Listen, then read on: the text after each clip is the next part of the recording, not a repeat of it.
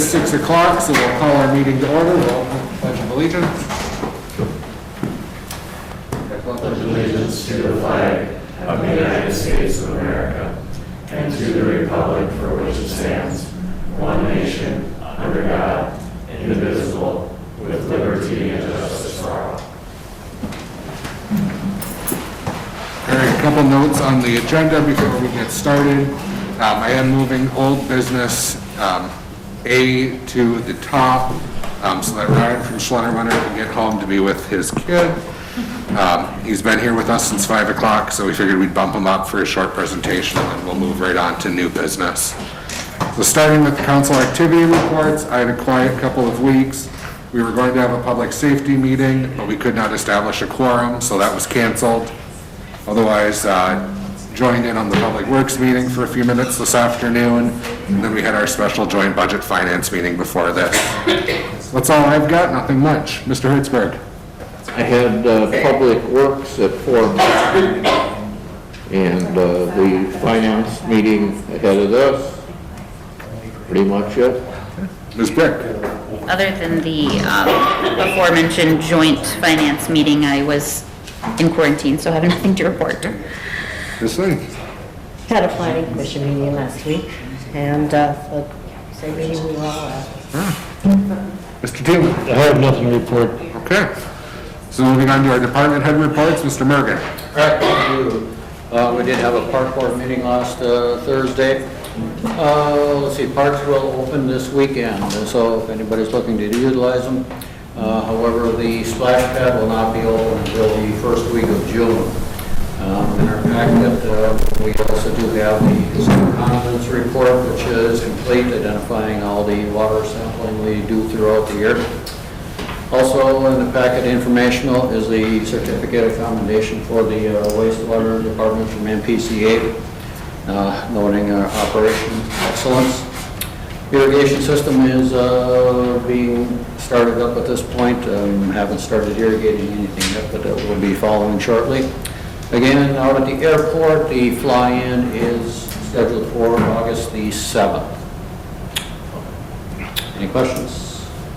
Thank you, sir. Mr. Oliver, or any questions for Ron? Okay, Mr. Oliver, 5. Well, besides the boards that were already mentioned by the others, I was working remotely last week, so I didn't have any outside meetings. Then on to the approval of our consent agenda, which includes the minutes listed there on page 1 from the Park and Tree Board, the vouchers on page 2 totaling $221,418.89, staff training. Is there a motion to approve or a desire to pull something from the consent agenda? I'll make the motion. I'll second.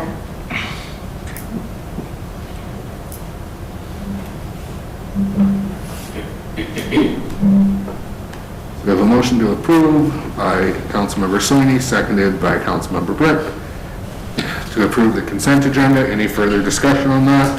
I visited with Terry this morning, asking why he wasn't going to the MCFOA conference, which deals with budgets, economic development, and this is the period that he will be moving here from England, so I understand why, but otherwise it would have been an excellent conference for him. Just a comment. All right. Great. Then all in favor of approval indicate by saying aye. Aye. All opposed? None. That carries. Okay. Moving up, old business, letter A, on to our audit report.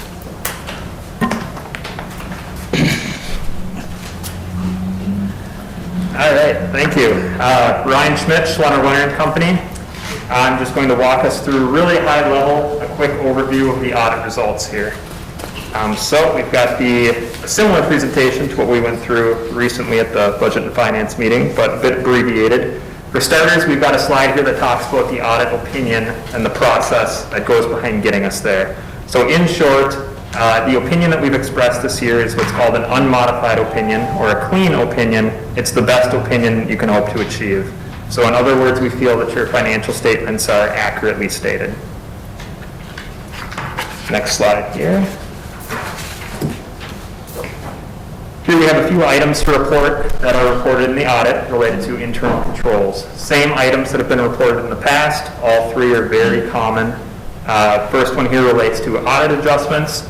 Basically, this means that during the audit process, we assisted with some year-end adjustments so that we could get that clean opinion for you. Second one relates to a lack of segregation of duties. This is just letting the readers and you know that there are less people involved with the accounting processes and functions than what's considered to be ideal, and that's simply because of the number of staff available with a city this size. Very common finding. And then the last one here is related to financial statement presentation or preparation, I should say. This is letting the readers know that a third party did prepare the financial statements of the city. As part of the audit, we also take a look at your compliance with various Minnesota statutes. The one item we have listed here as a finding this year relates to a very temporary situation where your cash balances exceeded your collateral and FDIC coverage. I believe this was corrected after year end.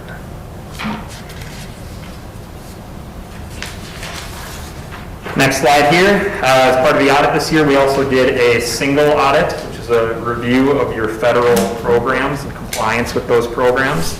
The two programs we tested are the Airport Improvement Program and the Coronavirus Relief Fund. As you can see from the items listed here, we did not have any findings or any issues with that review. It was all very clean. Next page, we have a really high-level look here at your general fund, looking at a trend analysis, 2016 through 2020. Big picture results here, looking at 2020 compared to the budget.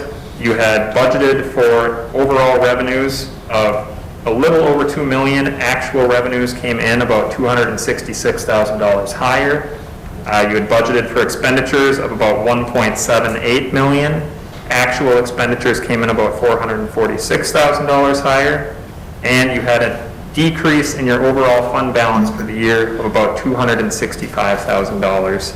That brings you to an ending fund balance of about $1,447,000. Next slide here just looks at that fund balance in terms of a ratio, comparing it to the city's policy. You have a policy in place to have an unassigned fund balance equal to between 55 and 60% of the following year's budgeted operating expenses. At the end of 2020, your ratio was right in line with that policy. You're at 57%.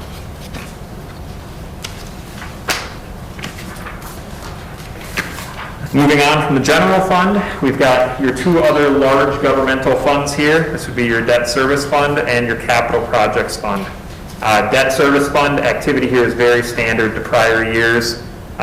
Pretty much set up to break even in this fund. You had an overall increase in your fund balance of about $46,000 for the year. Capital projects fund, the two big projects going on this past year in 2020 would be the 2019 street improvements project and the airport improvements project. With spending down bond proceeds from the prior year for these projects, you had a decrease in fund balance of about $327,000. Next, we'll look at each of the proprietary funds real quick. This would be your water fund for starters, showing your operating revenue and expenses here, and then your change in net position each year. Operating revenues up a bit from the prior year, up about $66,000, mostly due to just user charges. While expenses, on the other hand, were actually down about $77,000. So you had an overall increase in operating income it increased from about $7,600 in 2019 to about $151,000 in 2020. Overall, you had an increase in that net position of $146,000. Sewer fund, you also had an increase in revenues. Revenues here were up about $151,000. Expenses held pretty steady from 2019 to 2020. With that, you had operating income of about $196,000 for 2020. You had some large grants come through under the non-operating section related to the wastewater treatment project. which overall resulted in an increase in your net position of about $1.1 million.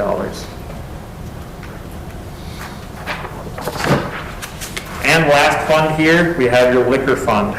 Revenues this year for your liquor fund were up significantly from the prior year. On a net basis for your sales, you were up about $96,000. Operating expenses were up about $30,000. So overall, you had operating income of about $95,000 for 2020. Factoring in non-operating items, you had an overall increase in your net position of about $98,000. Any questions? Any questions for Ryan? Thank you for sticking around. Absolutely, thank you.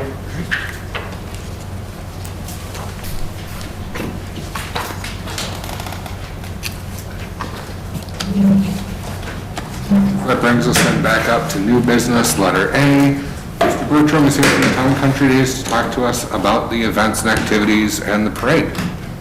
Wouldn't mind just going to the podium so that we can hear you, Jacob?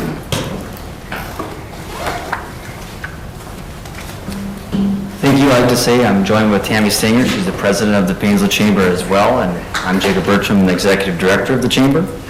We're looking at doing little things different for our carnival piece, moving into the Painesville City lot, being that's the only open area we can host the carnival and have the different activities that we have throughout there. The parade will stay the same. We'll have the same staging area, same route. Pretty much everything else with that will be the same. We submitted all the permits and everything ready for that, so if there's any other further questions regarding that matter. So we do have a number of permits, applications, pages of information in our agenda packet. Basically, Jacob, as I understand it, you're just looking for permission to approve the parade, the street closures, and some of the application fees. Is that basically correct? Yes, yep, that's correct. All right. Any questions for Jacob, or is there a motion? Jacob, or is there a motion for such? Where were the rides and concessions going to be? So most of the rides will be at the city lot by the ambulance garage.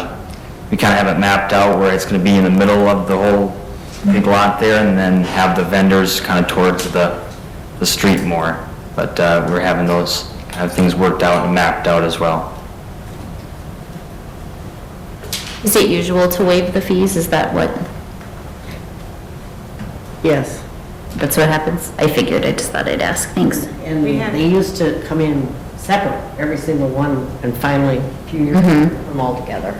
Okay. We have one food vendor that'll be required to file their Stearns County food Sure. vendor paperwork and pay the fee because they're not a nonprofit or a government agency or a school district, so. Okay. And they're aware of that. And just for your information, the ambulance is well aware of this, and they're making all the accommodations for fencing and et cetera. Okay. I have a comment to make on this is, these carnivals are notorious for carnival workers. There's that potential for trouble somewhere along the way, and what kind of security is going to be involved with this? Did they talk to you, Paul, at all? We don't provide. It's us. They provide additional Okay. law enforcement typically, but we, from the chamber perspective, don't. The campground for the carnivals will also be, there's like a row of trees behind the John Deere lot. We'll be back there. Okay. Historically, has that been a problem, Paul, or? Depends on the year. Depends on the year? It depends on the year. We staff heavy that weekend anyway, so, we'll have 3 to 4 officers on Friday. Everyone will be around on Thursday with the parade, and then we'll have 3 on throughout the course of the day on Saturday. The carnival wasn't able to get a lot of their foreign workers that they typically have gotten in the past years. They've had to rely on domestic workers. I don't know if that'd be better or worse, but at least you won't have a language barrier. Usually it's Perhaps. the domestic ones that are the problem. Yeah, well, that's why I said I don't know. I was gonna say, if there were betting women. He did let me know that, so. Traditionally, it's not that bad because I mean, it's the downtime that's a problem, but there's very little downtime for them for the Yeah. most part. So, Sure. you know, any issues that we usually run into are a day or two ahead or before they pull out, so. So usual. Sure. Because when are they showing up this year, do we know? I believe it's just the night before, getting in late and then sitting up Okay. And then do we know when they're leaving? that same, as Are soon they as they, leaving Saturday or Sunday? I think they're leaving as soon as they shut down here. He hasn't defined that, but he wanted to make sure how late we were going so he could arrange to get out. So I don't know that there'll be a lot of time. Okay. But if that changes, I'll let you know. And what carnival company is putting this on? What's the name of them? Same one we've had for the last several years. Carnival Bill, but I can't remember what the company name Yeah, is. I'm not sure. but- Well, they're-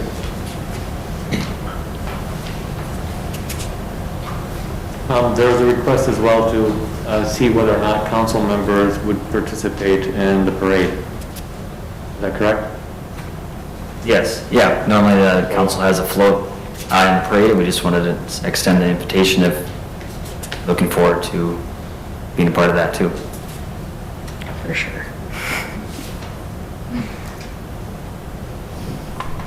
Just as long as Neil throws a candy, I think we'll be okay with that. Yeah, that's what I was gonna suggest. I'll buy the candy. I don't know if I'm generous this year. It's a lot. What's that That's bowl of fine. candy? It's a lot of candy. It's a stretch. But I'll make the motion to approve the parade permit, temporary street closures, waive the large assembly and show application and investigation fees, and allow for the events to take place at 605 Lake Avenue for the 2021 Town and Country Days. Second. We have a motion by Hertzberg, seconded by Sweeney, as stated on the action sheet, to approve the permit, closures, assembly, and show application investigation fee waiver, and the location. Any further discussion on that? Hearing and seeing none, all in favor indicate by saying aye. Aye. All opposed? None. That carries. Thank you. Thank you. I think everybody's looking forward to it this year. I think so too. Just a reminder that the more of us who can get vaccinated before then, the safer it'll be for all of us to be there. So there's my plug. I'll shut up now. Thank you for that. Trying to- All right, on to new business B, the LMC insurance liability coverage waiver. In the past, we have not approved waiving the monetary limits. So whether or not the council wants to do the same again this year, and a motion to that effect. I'll make the motion to not waive the monetary limits on municipal tort liability established by Minnesota statute 466.04 and authorize the mayor to sign the document. Second. We have a motion by Sony, seconded by Hertzberg, as on the action sheet. Any further discussion? Hearing and seeing none, all in favor indicate by saying aye. Aye. All opposed? None. That carries. And we're done with the audit. Okay. Then just on here for informational is we do have the request from Lance Lewis regarding the Parkland dedication fees for the plot out there. If there's any comments on it at this time.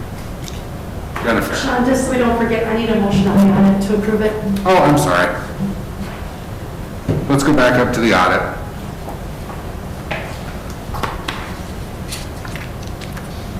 Jennifer is looking for, has advised that we need a motion to approve the audit. Ryan was here earlier. He gave us a summary report again at our 6 o'clock meeting. So is there a motion to approve the 2021 audit? So moved. 2020. 2020. And I heard a motion by Neil. Second. Seconded by Burke. Any further discussion on that? None. All in favor indicate by saying aye. Aye. Opposed? None. That carries. Thank you, Jennifer.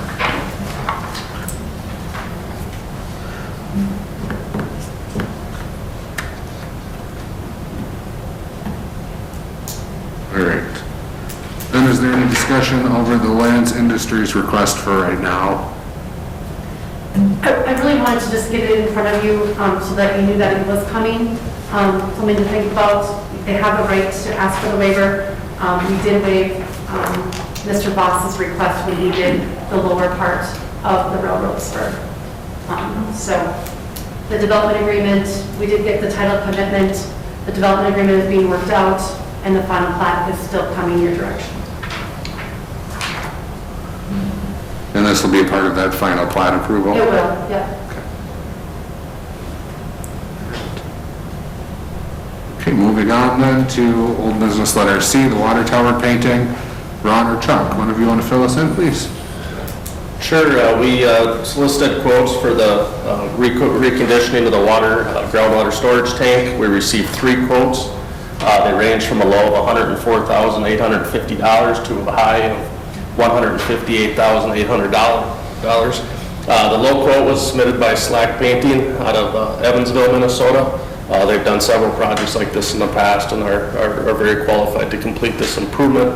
The original estimate, we were looking at about $150,000, so this came in very good numbers, 2 very good bids. So if the council wishes to continue to move forward, we recommend that the contract be awarded to Slack Painting in the amount of $104,850. Questions for Ron or Chuck, or is there a motion here? This went before Public Works tonight, and the committee recommended approval, and with that, I'll make the motion to approve the quote from Slack Painting in the amount of $104,850. I'll second. We have a motion by Hertzberg, seconded by Keelan, to approve the quote from Slack Painting in the amount of $104,850. Any further discussion on that? Just a note, this is a budgeted item through the Water Equipment Reserve Fund. All right, thank you, Ron. All right, all those in favor indicate by saying aye. Aye. All opposed? None. That carries. Okay. The water treatment plant repiping. Chuck? Yes, the water treatment plant repiping project is essentially complete. They got a couple little punch list items that they're yet to do yet, which we hope is completed in the near future. With that in your packet is a copy of pay estimate number 3 for that project in the amount of $23,066 for work completed through the end of April. Questions for Chuck? Do we have a motion to approve the pay estimate? I'll make the motion to approve pay estimate number 3 in the amount of $23,066 payable to Rice Lake Construction Group. I'll second. Okay, so we have a motion by Soini, seconded by Teelan, to approve payment estimate number 3 payable to Rice Lake Construction Group as on the action sheet. Any further discussion on that? All in favor indicate by saying aye. Aye. All opposed? None. That carries. All right. So we do just have a few items for informational there at the end regarding the public hearing notice for the Stearns County Parks Department and the Environmental Services Department, the documents that Ron mentioned earlier in his report, along with a proposed schedule for the mobile home park relocation, redevelopment. I just asked that everybody take a look at that prior to our meeting coming up on the 26th. If anything looks out of line, contact Ron, so we can have a discussion on it at either the meeting on the 26th or our next council meeting after that. So, with that, that concludes the public business. Then we do have, we will be meeting in closed session to discuss making an offer on the real property described as 111 Pomeroy Avenue in Paynesville, legally described as lots 1, 2, and 3, block 4, West East 60 feet of Gilbert's new addition, parcel number 70.38865.0000. Okay, with that, our open meeting is adjourned.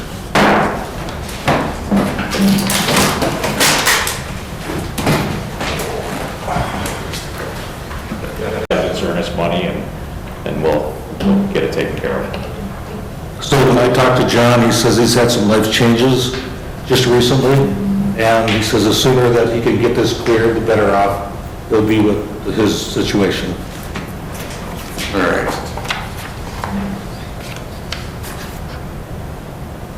Well, I think Kristen's probably had enough time to make us go live, so we'll reopen our public forum, or our public meeting, excuse me. City Council did meet in closed session to discuss the property at 111 Pomeroy Avenue. Legal description being lots 1, 2, and 3 of Block 4, west east 60 feet of Gilbert's new addition, parcel number 70.38865.0000. Council discussed making an offer on the property, and I believe we may have a motion ready to be made.